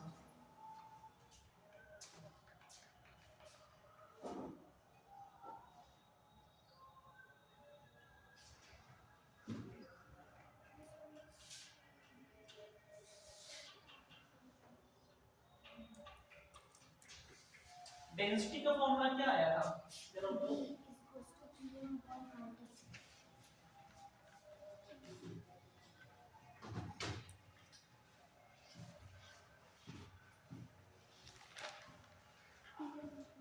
हाँ डेंसिटी का फॉर्मूला क्या आया था pm अपॉन, अच्छा RT है तो हम यहाँ पे m कौन सा लिखे, m स्मॉल m लिखे कैपिटल m, नीचे तो हमने सुना, हमें सुनाई पड़ गया कि RT है तो यहाँ पे स्मॉल m लिखे कैपिटल m, क्यों, क्योंकि r है मींस मोल से रिलेटेड है तो मोलर मास, और यहाँ पे k होता तो स्मॉल m।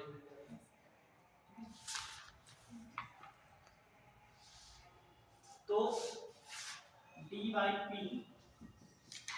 m का m by dt, यहाँ पे कुछ ऐसा लिख सकते हैं क्या,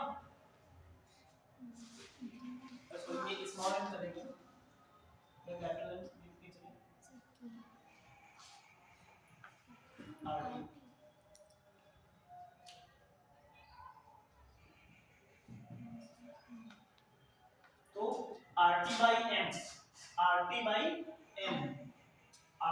एम, इसको रिवर्स करें तो क्या हो जाएगा p by t equal to R T by M.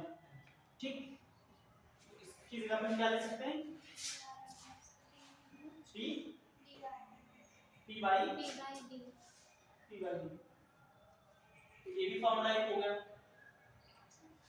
ठीक, अब इसको भी तो वैसे ही कर सकते हैं ना, यहाँ पे हम स्मॉल m रखते हैं, चलो ये पहला हो गया। दूसरा d equal to p small m by a b t, तो क्या हो जाएगा d by p equal to small m a b t, तो हो जाएगा p by d equal to a b t by m। तो a b t by m की जगह लिख सकते हैं 3 p बाई, वही चीज आ गई ये चीज, यहाँ पे ये सारी चीजें, तो ये चीज अब ध्यान रखना कि root mean square value of velocity, root mean square velocity of molecule is nothing but square root of 3 times pressure divided by density of gas. तो अब अगर जो गैस हमारे पास कुछ ऐसी कर दी जाए, एक गैस है X2, एक गैस है X3, X2 का मतलब समझते हो कि 2 एटम है इसमें, इसमें 3 एटम है, तो बताइए कि Vrms X2 और Vrms X3 कौन ज्यादा होगा? इसमें दो एटम की है ये गैस, 3 एटम वाली गैस है, तो डेंसिटी किसकी ज्यादा होगी? 3 वाली इसकी वाली की ज्यादा होगी ना, और जो Vrms है इनवर्सली प्रोपोर्शनल है किसके? डेंसिटी के, मींस डेंसिटी ज्यादा होगी। अभी तुम सोचो इसमें जब ढेर सारे लोग बैठे हों तो चलना थोड़ा सा मुश्किल होगा, ठीक है, तो इसलिए डेंसिटी ज्यादा होने पे वेलोसिटी कम हो जाएगी, तो इसकी डेंसिटी ज्यादा है ना, तो इसकी वेलोसिटी कम हो जाएगी। देखो फिजिक्स वाली चीजों को थोड़ा सोच के करो कि डेंसिटी अगर जो ज्यादा है तो वेलोसिटी कम हो जाएगी, अगर जो ये कम है तो ज्यादा। जैसे रोड पे ट्रैफिक जाम होता है ना, ट्रैफिक बहुत ज्यादा होता है, बहुत ज्यादा ढेर सारे लोग चल रहे होते हैं, तो आपको या आपकी बाइक या आपकी स्कूटी काफी स्लो मोशन में चलती है, और जो हाईवे मिल जाए तो टॉप स्पीड पे चलते हैं, है ना, वही चीज है। तो हमारे पास ये Vrms के लिए फॉर्मूला हमारे पास कितने मिले? बहुत सारे हैं, चलिए कोई नहीं, बहुत सारे नहीं है, दिमाग को हमेशा ऐसे रखो, कभी उसको ये मत बताना कि बहुत है, अनकाउंटेबल उसको मत कभी बताओ कि हाँ बहुत दर्द है, कितनी दर्द है बस काउंट करके बता दो। सर अगर इसमें प्रेशर अगर बढ़ाएंगे तो सर वेलोसिटी, हाँ वेलोसिटी बढ़ेगी, क्योंकि प्रेशर तुम अब वही एक सेल की बजाय 2 सेल डाल दो, इसमें प्रेशर बढ़ जाएगा ना, तो और 3 लोग खा जाएंगे, तो वही चीज हो जाएगा। तो Vrms क्या हो जाएगा?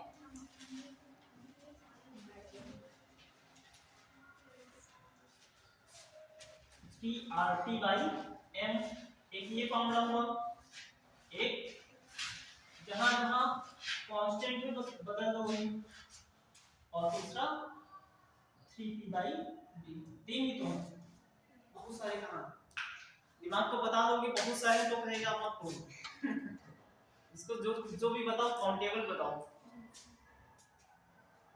अपने मन को थोड़ा बहका के रखो, वो जब कहे ना बहुत दर्द है ना तो कुछ नहीं दर्द,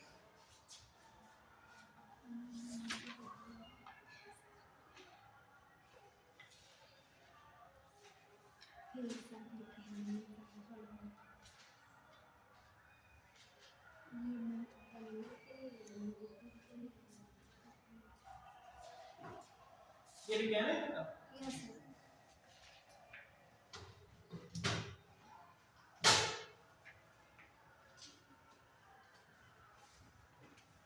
देखो 3 वेलोसिटीज यहाँ पे हमें जो कि आती पढ़ने में, एक तो रूट मीन स्क्वायर वेलोसिटी हो गई, ये पहले नंबर की थी, दूसरे नंबर पे हम देखेंगे एवरेज वेलोसिटी, लेकिन किसकी वेलोसिटी हम देख रहे हैं सब,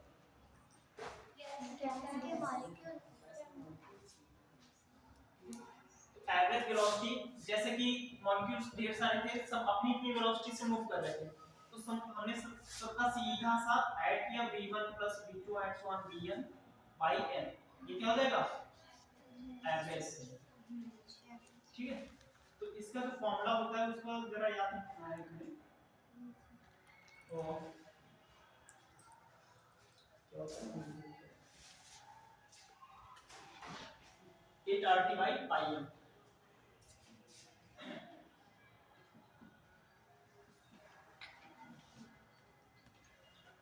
ये फॉर्मूला आपको याद रखना है। वहां पे क्या था 3RT/n, सिर्फ ये था 3RT/n, यहाँ पे कितना चेंज हुआ, एक की जगह 8 हो गया, नीचे पाई हो गया।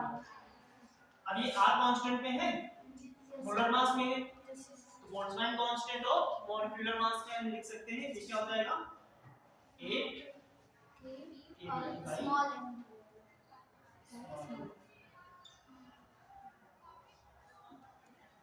प्रेशर डेंसिटी में लिख सकते हैं, प्रेशर डेंसिटी में लिख सकते हैं कि नहीं, इसकी जगह क्या रखेंगे p by 8/5 p/,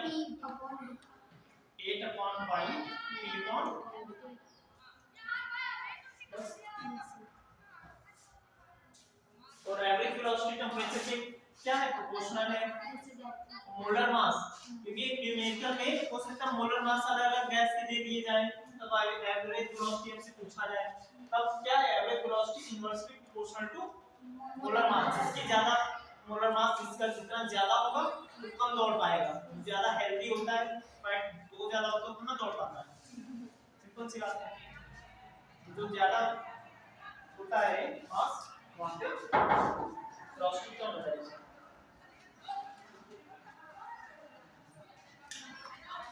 अब एक और वेलोसिटी आती है मोस्ट प्रोबेबल वेलोसिटी,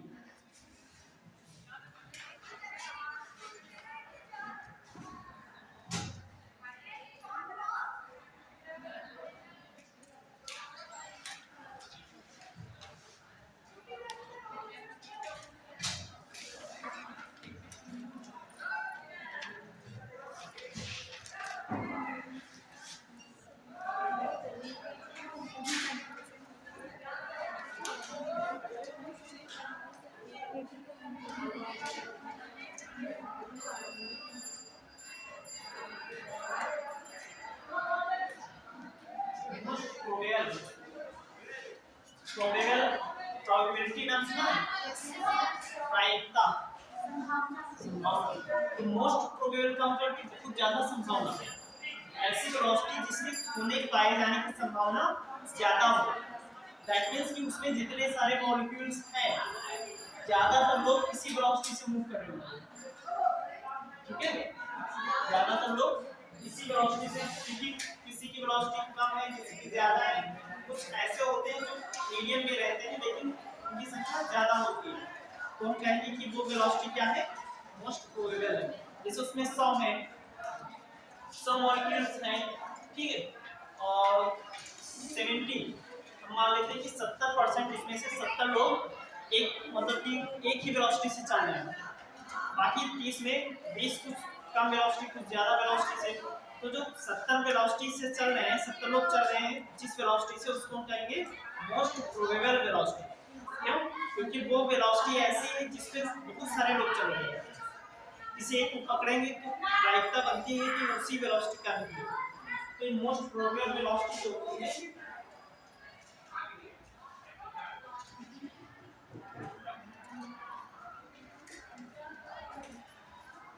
ये क्या हो जाएगी RT/m, ठीक है, ये इसी का फॉर्मूला आगे बढ़ जाता है VMP 2K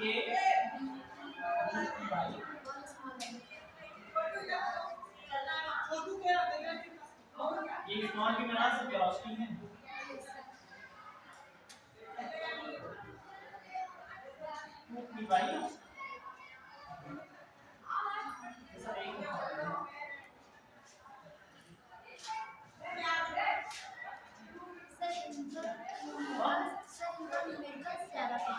हाँ न्यूमेरिकल से पूछे जा सकते हैं और इसके फॉर्मूले भी पूछे जा सकते हैं, ठीक है, फॉर्मूले भी पूछे जा सकते हैं। अब जरा तीनों को रिलेट करो, तीन वेलोसिटी मिल गई ना हमें, तो जरा देखो हम ये तीसरा वाला लेते हैं, ये मतलब कि ये p अपॉन d, यहाँ पे p अपॉन d में क्या है 8 अपॉन पाई, ये क्या है 2 है, ये क्या है 3n। तो अब जरा देखो बताओ कि कौन ज्यादा होगा इसमें से, क्योंकि यहाँ पे स्क्वायर रूट 2 है, square root 3, square root 8 by pi है, तो कौन ज्यादा होगा? एवरेज ज्यादा होगी। एवरेज में 8 की इसलिए ज्यादा होगी, नीचे पाई भी है, 3 से उसको डिवाइड कर दो, 6 को 3 से डिवाइड करो क्या मिलेगा 2 पॉइंट समथिंग मिलेगा ना, ये तो 3 है यहाँ पे, कौन ज्यादा होगा आरएमएस। ठीक है, v देखो हम तीनों का रेशियो लेते हैं, v RMS v average ratio two v most probable, इसको एनबीएस भी कहते हैं, मोस्ट प्रोबेबल स्पीड भी कहते हैं। तो क्या हो जाता है ये आरएमएस में क्या है square root 3 ratio square root 8 by pi square root, क्या था ना, तो यहाँ हम देखते हैं ये ज्यादा है ये कम है, ये उससे कम है, तो लिख सकते हैं पी आरएमएस जो है सबसे ज्यादा है उससे कम एवरेज। ये मोस्ट इंपॉर्टेंट है, ये बात मोस्ट इंपॉर्टेंट है कि कौन सबसे ज्यादा है। वेलोसिटी डिस्ट्रीब्यूशन जब होता है तब ग्राफ में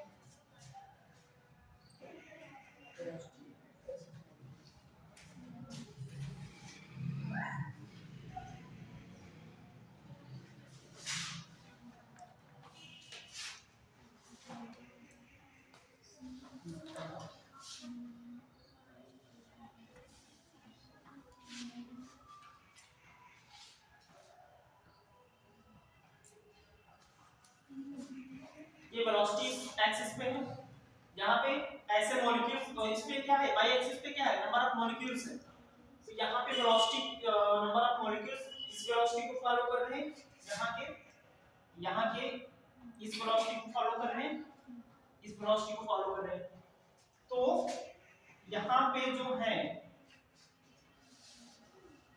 ये क्या है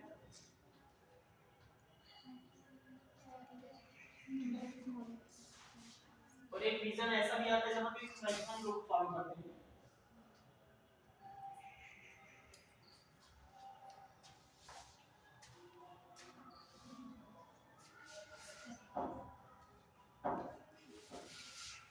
तो बताओ जरा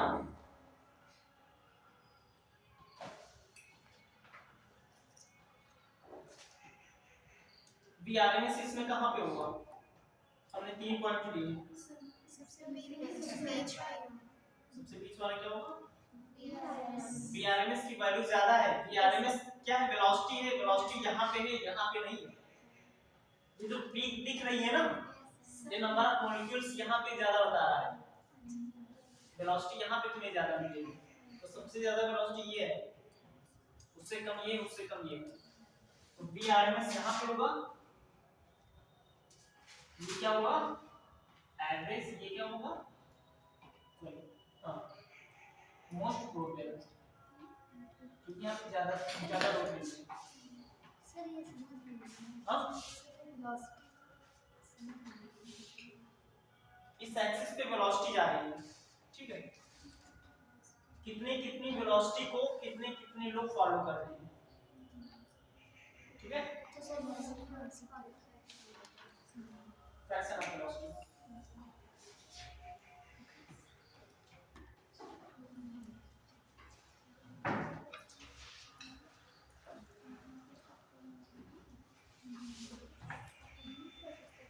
एक फॉर्मूला यहाँ पे आता है मीन फ्री पाथ का, तो भी बता दें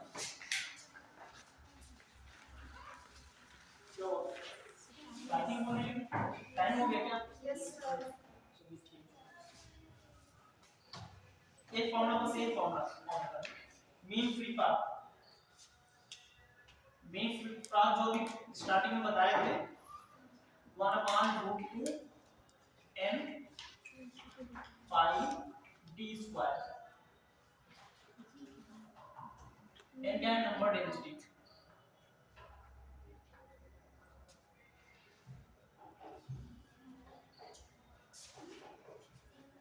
ये क्या है? Number density means number of molecules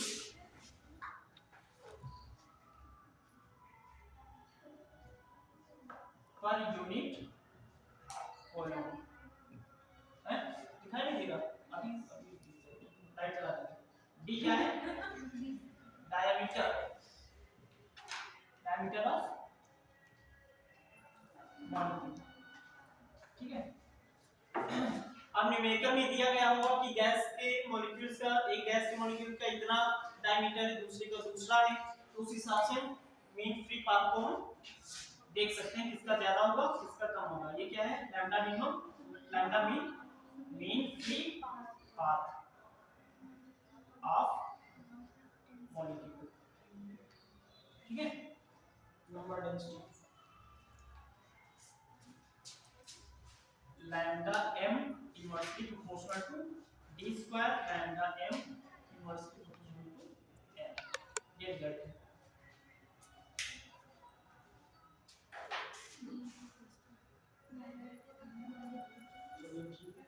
अब कल इस पे न्यूमेरिकल्स कराए जाएंगे, जितने बचे हुए न्यूमेरिकल्स हैं वो पूरे जो थर्मोडायनेमिक्स और काइनेटिक थ्योरी ऑफ गैस सबका समाप्त कल होगा और न्यूमेरिकल्स होंगे। ठीक है। Thank you.